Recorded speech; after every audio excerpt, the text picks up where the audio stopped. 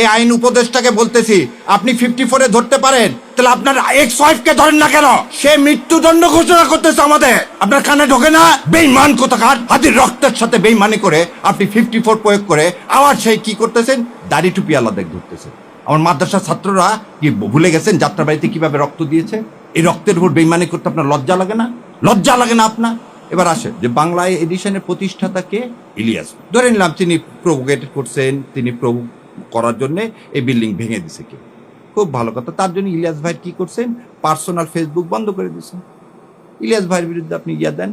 Bangla addition Ilias কি পরিচালনা করেন, সেজন্য বাংলা এডিশন বন্ধ করবেন? তাহলে এবারে বলেন আপনি, যে চ্যানেল 24-এর মালিক এই হামিম গ্রুপের, সে বলল প্রথমত হাসিনাকে চায়, দ্বিতীয়ত হাসিনাকে চায়, শেষ পর্যন্ত হাসিনাকে চায়, তখন কানের মধ্যে জানিয়ে কথাগুলো বাটপার গুলন জাতির সাথে বেইমানি করেন। আপনার সন্তানের চেয়ে ওই বিল্ডিং এর মূল্য আপনার কাছে বেশি। এই ভারতীয় দ্বিপত্ববাদ বন্ধ করেন, এই নাটক বন্ধ করেন। আপনি 2.5 ঘন্টা পর এসে কিভাবে দাউ দাউ করে একটা বিল্ডিং জ্বলতেছে 4 তলা পর্যন্ত, তার মধ্যে ঢোকেন কিভাবে?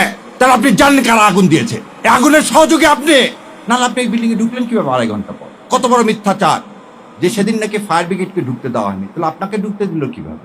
আবার এর সাথে আপনি লিঙ্ক করেন কি দাড়ি টুপি। আপনাদের লজ্জা হয় না? যাত্রাবাড়িতে দেখেন, যাত্রা আপনি একটা জিনিস বলেন, সেরাটনে সামনে বিআরটিসি বাসে গান পাউডার দিয়ে আগুন ধরে জীবিত মানুষগুলোকে পুড়ে মারল কে? আওয়ামী লীগ। এই যে এই গত 1 মাসে যত বাস পুরাইছে কে? আওয়ামী লীগ। বিহঙ্গ পরিবহনের বাস কে পুরাইছে? আওয়ামী লীগ।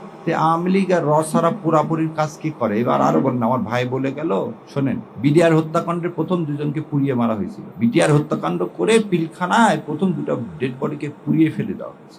আশুলিয়াতে পুলিশকে কে বুদ্ধি দিল এই ডেড বডিগুলোকে, আমার জুলাই যোদ্ধাদেরকে পুড়িয়ে ফেলা? এই একই কাজ আপনি আবার করলেন। পুড়িয়ে ফেলার রাজনীতি আমরা করি না। আমরা সবসময় বলি কি, এই হাদির কথাটাকে বলি, মৃত্যুর ফয়সাল আসমান জমিনে করে।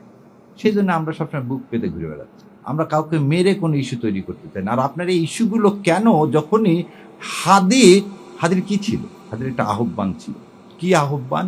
যে ভারতীয় আধিপত্যবাদ থেকে মুক্তি। সেটাকে এই নুরুল কবির সাহেব কি বলেন? উনি ধর্মভিত্তিক ধর্মভিত্তিক শাসন ব্যবস্থা কায়েম করতে চান। এটা তো আমার কর্তব্য, এই দেশ ইসলাম কায়েম করা। 90% দেশের যেখানে মুসলমান, সেই দেশে আপনার কিভাবে এইভাবে সাহস হয় বলা?